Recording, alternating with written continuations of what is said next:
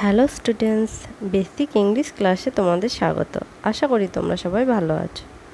আজকে আমি তোমাদের শেখাবো subject and predicate of a sentence, বাক্যের উদ্দেশ্য ও বিধেয়। রাম একটি বালক, রাম ইজ এ বয়। আমরা ছাত্র, উই আর স্টুডেন্টস। ইংলিশ এবং বাংলায় সেন্টেন্স এবং বাক্য গঠন করার সময় কোনো ব্যক্তি বা বস্তু সম্বন্ধে আমরা কিছু বলি, সেই ব্যক্তি বা বস্তুকে উদ্দেশ্য বলে। যেমন ওপরের প্রথম বাক্যে রাম সম্বন্ধে বলা হয়েছে যে সে একটি বালক, তাহলে বাংলা ব্যাকরণ অনুযায়ী রাম হলো উদ্দেশ্য এবং বাকি অংশটি অর্থাৎ একটি বালক তার বিধেয়। এই বাক্যটির ইংরেজি রাম ইজ এ বয়। বাংলায় যেমন রাম উদ্দেশ্য, ইংরেজিতে তেমন রাম হলো সাবজেক্ট। তেমনি একটি বালক যেমন বাংলায় বিধেয়, ইংরেজিতে ইজ এ বয় হলো প্রেডিকেট। প্রতিটি সেন্টেন্সে তাই একটি করে সাবজেক্ট এবং একটি করে প্রেডিকেট থাকবে। এবার তোমরা জানবে পার্টস অফ স্পিচ, বাক্যের বিভিন্ন অংশ। এর আগে তোমরা শিখেছো যে কতগুলো শব্দ বা ওয়ার্ড ঠিকমতো সাজালে একটি সেন্টেন্স বা বাক্য তৈরি হয়।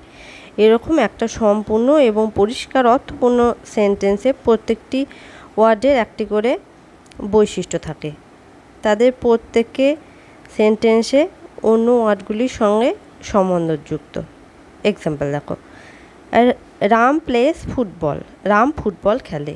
এই সেন্টেন্সটিতে রাম, প্লেস এবং ফুটবল এই তিনটি ওয়ার্ড আছে। রাম একটি ছেলের নাম, প্লেস মানে খেলে, অর্থাৎ এটি একটি ভার্ব বা ক্রিয়াবাচক শব্দ।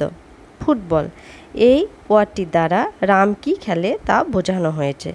ফুটবল একটি নামবাচক শব্দ, একটি খেলার নাম। অতএব এই সেন্টেন্সটিতে ব্যবহৃত তিনটি ওয়ার্ডের মধ্যে দুটি হলো নামবাচক পদ বা ওয়ার্ড, যাকে ইংরেজিতে বলে নাউন, এবং একটি ক্রিয়াবাচক পদ যাকে ইংরেজিতে বলে ভার্ব। এই সেন্টেন্সটির প্রত্যেকটি ওয়ার্ডই সেন্টেন্সটির এক একটি অংশ বা পার্ট। তাই ইংলিশে এগুলিকে পার্টস অফ স্পিচ বা উক্তির বিভিন্ন অংশ বলা হয়। পার্টস অফ স্পিচ ৮ প্রকার, সেগুলো কি কি সেগুলো দেখে নাও। নাউন, একে বাংলায় বলা হয় বিশেষ্য বা নামপদ। নাউন কোনো ব্যক্তি, বস্তু, স্থান, ভৌগোলিক জিনিস, গুণ, দোষ এবং প্রাকৃতিক ব্যাপারের নাম উল্লেখ করে। যেমন দেখো, বয় মানে বালক, গার্ল মানে বালিকা, রাম একটি ছেলের নাম। মাউন্টেন মানে পাহাড়, রিভার মানে নদী, স্কাই মানে আকাশ, আয়রন মানে লোহা, মিল্ক মানে দুধ, কিং মানে রাজা, জয় মানে আনন্দ। এই ওয়ার্ডগুলি ভালো করে দেখো। এই প্রত্যেকটি ওয়ার্ডই কোনো না কোনো জিনিসের নাম বোঝাচ্ছে, তাই এগুলোকে নাউন বলা হয়। প্রোনাউন, বাংলা একে সর্বনাম বলা হয়। কোনো নাউনের পরিবর্তে যে ওয়ার্ড ব্যবহার করা হয় তাকে প্রোনাউন বলে। যেমন আই মানে আমি, উই মানে আমরা, ইউ মানে তুমি বা তোমরা, হি মানে সে, সি মানে সে স্ত্রী বোঝায়, দে মানে তারা, ইট মানে এটি। এই ওয়ার্ডগুলোকে নাউনের পরিবর্তে ব্যবহার করা হয়, তাই এদেরকে প্রোনাউন বলে। ভার্ব, বাংলা একে ক্রিয়াপদ বলে। এই পদ দ্বারা কোনো কিছু কাজ করা বোঝায়।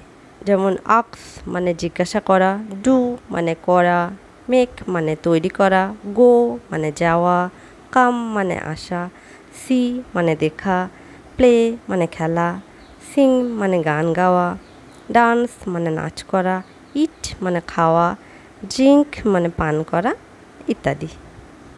অ্যাডজেক্টিভ, বাংলা একে বিশেষণ বলে।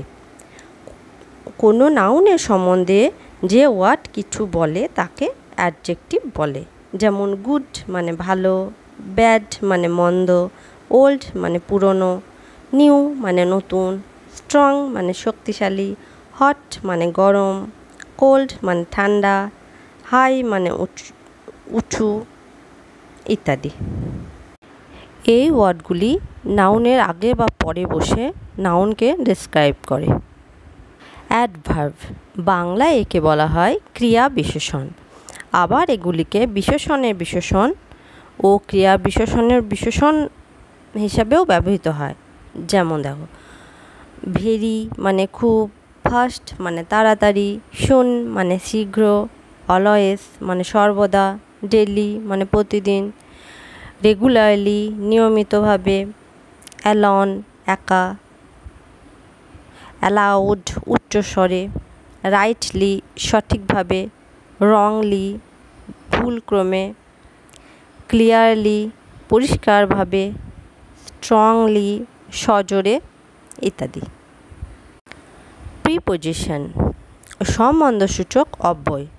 এক্সাম্পল দেখো, অন মানে উপরে, ইন মানে ভিতরে, আন্ডার মানে নিচে, টু মানে প্রতি বা দিকে, ফ্রম মানে থেকে বা হতে, ফর মানে জন্য, উইথ মানে সঙ্গে, বাই মানে দিয়ে বা দ্বারা, অ্যাবভ মানে উপরে, বিনিথ মানে নিচে, ইনটু মানে বাইরে থেকে ভিতরে ইত্যাদি। কনজাংশন, সংযোজক অব্যয়। যেমন অ্যান্ড মানে এবং, বাট মানে কিন্তু, অর মানে অথবা, আইদার অথবা, নাইদার কেউ না ইত্যাদি। ইন্টারজেকশন, অনুভূতিসূচক অব্যয়। যেমন ওফ মানে আহা, অ্যালাস হায়, হুরে বাহবা। এদের আবার আরও অনেক ভাগ আছে, সেইগুলো তোমাদেরকে ধীরে ধীরে শেখাবো। আজ এ পর্যন্তই। তোমরা সবাই ভালো থেকো, সুস্থ থেকো।